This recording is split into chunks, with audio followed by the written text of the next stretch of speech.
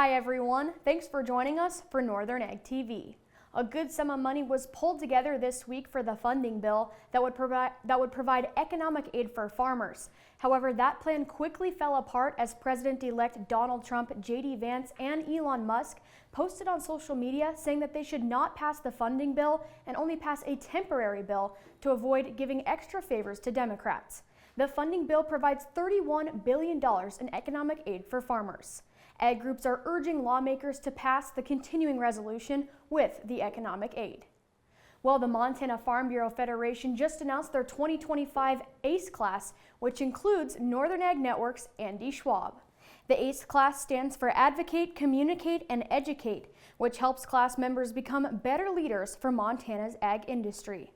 The year-long program will consist of 6 seminars across the state where the class will hear from agriculture advocates, policymakers, and media professionals. Congrats to the 10 participants. When calves are worth what they are today, no producer wants open calves.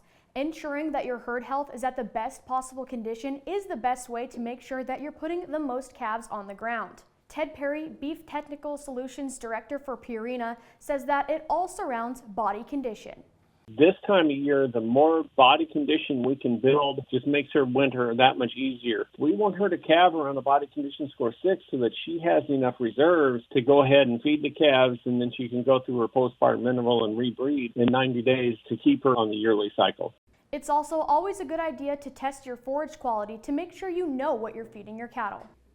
Low-quality forages, we can put rations together and put diets together that we can use up a lot of low-quality forages with cows. They're really good at that. It's when we think we're feeding a medium-quality forage and we're actually feeding a low-quality forage, that's when the cows start losing weight, and that's when we start having problems.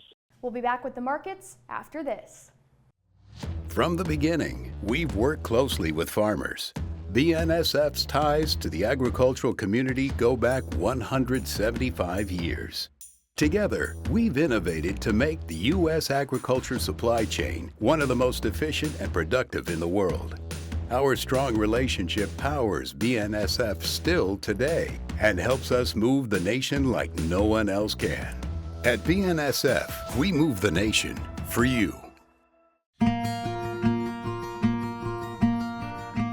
Talking with someone that you know is stressed out, those are difficult things to approach, but if you're good friends with those people, reach out and say, I'm here to talk to you. We can find somewhere to get some assistance.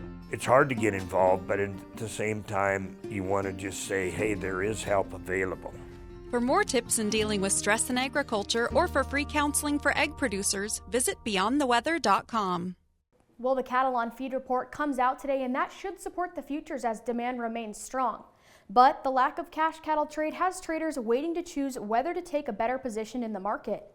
Bids in the cash cattle market have been right in line with last week, live mostly at $194 and dressed $304. Box beef prices had a huge jump yesterday, choice cuts almost $7 higher. In Torrington yesterday, calves did trade mostly steady with a few instances $2 higher. Steers at 5 to 550 sold at $351 and heavy fives at $333. Heifer calves did trade $4 to $9 higher. Hunt Creek Angus had their annual fall production sale this week. Bull calves averaged about 5,000 a head, an 8% increase from last year's sale, and the registered open heifers traded at $26.20.